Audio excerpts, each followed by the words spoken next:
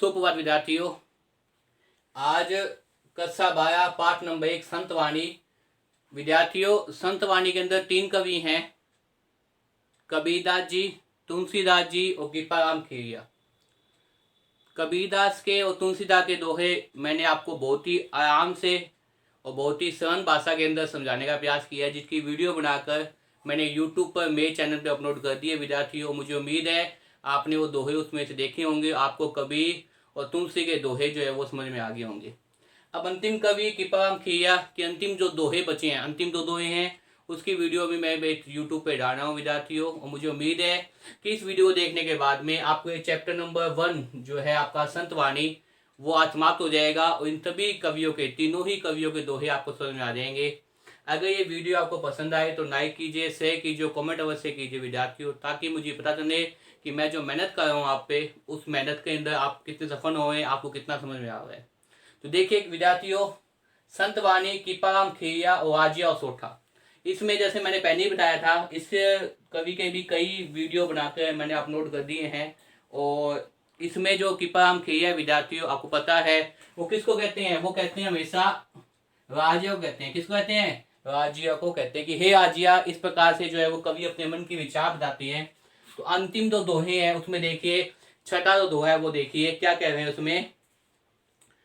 सांचो मित्र सचेत, कयो काम न करे किसो, हई अजन वेट, रथ कर हांक्यो आजिया।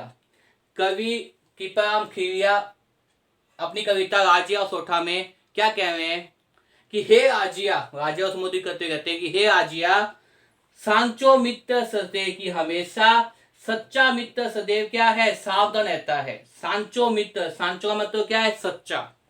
सांचो आपके शब्द दिया हुआ है विद्यार्थियों। इसकी जो मैंने आपके सामने जो है वो इस पाठ की पीडीएफ भेज दी है विद्यार्थियों। उस पीडीएफ में से आप दोनों को जरूर देखिए ताकि आपको समझ में आए। सांचो का मतलब क्या होता है विद्यार्थियों? सच्चा। सांचो का मतलब होता है सच्चा। तो सच्चा जो मित्र होता है वो हमेशा क्या रहता है? कवि यहाँ पे कह रहे हैं कि हे आजिया, सच्चा मित्र हमेशा क्या है? सावधान रहता है। सांचो मित्र सचेत, तो सचेत का मतलब क्या होता है? सावधान रहना, जागरूक रहना, सचेत रहना। कि सच्चा जो मित्र होता है वो हमेशा क्या रहता है विद्यार्थियों? सावधान रहता है। आगे देखिए एक पंक्ति के अंदर, कयो काम न करे किसो। कयो का मतलब कहना विद्यार्थियों, कि सच्चा मित्र हमेशा काम रहता है और मित्रता निभाने के लिए, कोई भी काम करने के लिए वो हर समय क्या तत्पर रहता है। काम करो न कहे किसो, हमेशा कोई भी काम करने के लिए हमेशा वो क्या रहेगा? तत्पर रहेगा, जागरूक रहेगा, सजग रहेगा, सावधान रहेगा। कौन? सच्चा मित्र। कौन रहेगा विद्यार्थियों? सच्चा मित्र। अगली पंक्ति देखिए, पहली पंक्ति का तो समझ में आ गया होगा विद्यार्थी आपको। अगली पंक्ति देखिए, हई अचरन वे हईत, रथ कर हांक्यो आजिया, की है आजिया। हई, हई का मतलब यहाँ पे क्या है? हई का मतलब यहाँ पे है विष्णु, और विष्णु का मतलब यहाँ पे किससे लेंगे? अपने लेंगे श्री कृष्ण से। विद्यार्थियों, श्री कृष्ण जो थे वो हई, जो विष्णु के अवतार थे, आपको पता ही है। तो उसमें वो बता रहे हैं हई, हई का मतलब कौन है? श्री कृष्ण। श्री कृष्ण अर्जुन, अर्जुन का मतलब यहाँ पे है अर्जुन से, अर्जुन के साथ ही बने थे। आपकी जो बुक में लिखा हुआ है ये अर्जुन, ये सब लिखा हुआ है। अर्जुन का मतलब क्या है विद्यार्थियों? अर्जुन से है। अर्जुन के क्या बने थे? जब महाभारत का युद्ध हुआ था उस समय श्री कृष्ण जो है वो अर्जुन के साथ ही बने थे। तो उसी चीज क्या बता रहा है वो कवि यहाँ पे, हई अर्जुन रे हेत, हेत का मतलब के लिए, रथ कर हांक्यो है, समाज की बनाई के लिए, अपने मित्र की बनाई के लिए, अपने मित्र को की सावधानी करने के लिए, अपने मित्र को युद्ध भूमि में सुरक्षित रखने के लिए श्री कृष्ण क्या बने थे? अर्जुन के रथ के साथ ही बन गए थे। तो वही बता रहे हैं कि वह कहे बिना ही काम कर लेता है, जैसे श्री कृष्ण ने अर्जुन के लिए रथ हाँकने का, साथी बनने का काम भी क्या किया था? सहज स्वीकार कर लिया था। क्योंकि युद्ध भूमि के अंदर अर्जुन को किसी प्रकार का नुकसान न हो, अर्जुन का किसी प्रकार से कोई भी अहित ना हो, इसलिए श्री कृष्ण, आपको पता है वो जो विष्णु के अवतार थे, जो द्वारिका नगरी के राजा थे, उसने अपने मित्र की हिफाजत करने की, क्योंकि वो अर्जुन को अपना सखा मानते थे, अर्जुन को अपना मित्र मानते थे, हालांकि अर्जुन जो उनकी बुआ के लड़के भी थे। तो दोनों ही नातों से उन्होंने क्या किया, समाज के अंदर इस काम को भी सहज स्वीकार कर लिया कि मैं क्या बन सकता हूँ, उस युद्ध में जो महान युद्ध हुआ था महाभारत का, उस युद्ध में क्या बन सकता हूँ, श्री कृष्ण कहते मैं क्या बन जाऊंगा, अर्जुन के रथ का साथी बन जाऊंगा। मतलब साथी बनना भी उन्होंने क्या कर दिया था, सहज स्वीकार कर लिया था। क्यों? अपने मित्र की हिफाजत के लिए, अपने मित्र की सुरक्षा के लिए। तो यही बता रहे हैं यहाँ पे कि परम खिरिया राज्य और सोठा के अंदर देखिए, सांचो मित्र सचेत, कि सच्चा मित्र क्या हमेशा जागू रहता है, हमेशा कहता है सचेत रहता है।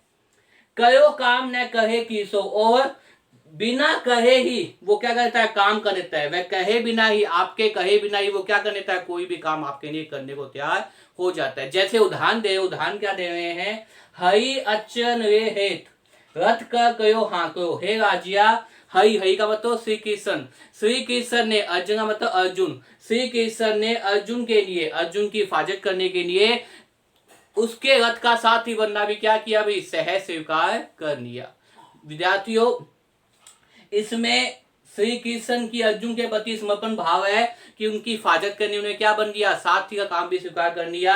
इसके साथ साथ अनुपास अलंकार है और मित्रता की परिभाषा को बताने वाला दोहा है कि सच्चा मित्र आपके लिए कोई भी काम करने को सहज तैयार हो जाता है, बिना आपके कहे, आपके हित के लिए वो कोई भी काम करने को किसी परिस्थिति के अंदर सदैव तत्पर रहता है, सदैव तैयार रहता है।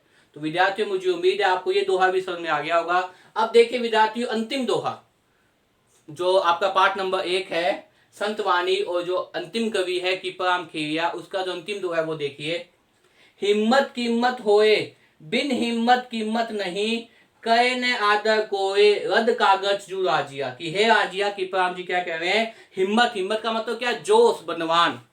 कि अगर आप में क्या है, जोश है, अगर आप में क्या है, अगर आप बलवान है, हिम्मत का मतलब यहाँ पे क्या है, बलवान से है, जोश से है। कि अगर आप में क्या है, हिम्मत है, हिम्मत कीमत हो तो ही आपकी क्या है, कीमत है। अगर आपके जीवन में हिम्मत है, अगर आपके जीवन में आप जोश है, अगर आप जीवन में किसी से भी नहीं डरते, अगर आप विपरीत परिस्थितियों में संघर्ष करने को तैयार है, तभी क्या है, आपकी कीमत है। हिम्मत कीमत होए तभी आपकी क्या है, कीमत है। बिन हिम्मत कीमत नहीं। और अगर आप जीवन के अंदर कठिन परिस्थितियों के अंदर हिम्मत नहीं कर सकते, अगर आप वहां कमजोर पड़ जाते हैं, अगर आप बलवान नहीं है, अगर आप कमजोर है, तो कहीं भी आपकी कीमत नहीं है। हिम्मत कीमत नहीं, बिन हिम्मत के, बिना हिम्मत के कहीं भी क्या है, आपकी कीमत नहीं है।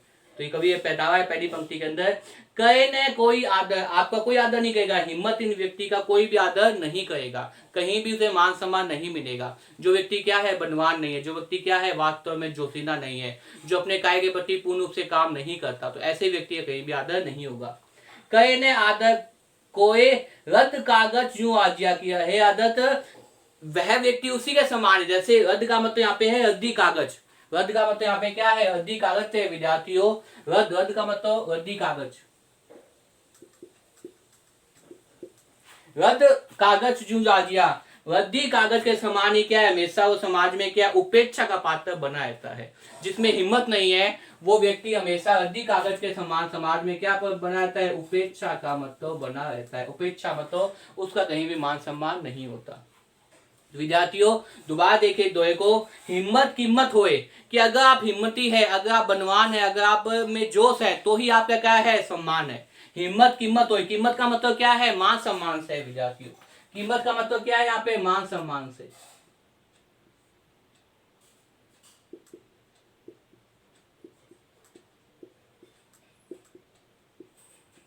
क्या कह रहे हैं कभी यहाँ पे, हिम्मत कीमत होगी, हे राजिया, आपकी तभी हिम्मत होगी, कभी आप, अगर आप हिम्मती हैं, अगर आप जोशीले हैं, अगर आप बलवान हैं, अगर आप मजबूत हैं, तभी क्या है, आपकी कीमत है। कीमत का मतलब कभी आपका मान सम्मान है। कीमत का मतलब क्या है विद्यार्थियों, मान सम्मान, तभी आपका मान सम्मान होगा। बिन हिम्मत कीमत नहीं हो, बिना हिम्मत के कहीं भी क्या है, कीमत नहीं होगी। बिना हिम्मत के कहीं भी आपका मान सम्मान नहीं होगा, कहीं भी आपका कोई भी आपको क्या आदर भाव नहीं देगा। जैसे कहे न आदर कोई, फिर वहां कहीं भी आपका क्या नहीं होगा, आदर नहीं होगा, कहीं भी आपका मान सम्मान नहीं होगा। और आप उसी प्रकार, जिस प्रकार से रद्द का मतलब क्या है, रद्दी कागज के समान क्या है, उपेक्षा के पात्र बन जाएंगे। आपका क्या होती रहेगी, आपकी हमेशा क्या होती रहेगी, उपेक्षा होती रहेगी।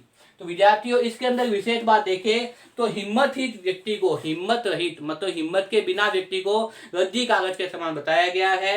और इसके साथ ही अनुपास, यमक, अलंकार और उदाहरण अलंकार समझ में आते हैं। उदाहरण अलंकार मतलब एक उदाहरण दिया है कागज का, अधिक कागज का, तो क्या उनसे अलंकार है? अनुपास अलंकार है विद्यार्थियों। अनुपास के साथ क्या है भाई? यमक अलंकार देखने को मिलेगा, और यमक के साथ क्या देखने को मिलेगा आपको? उदाहरण अलंकार भी देखने को मिलेगा। अनुपास अलंकार, यमक अलंकार, और क्या है विद्यार्थियों?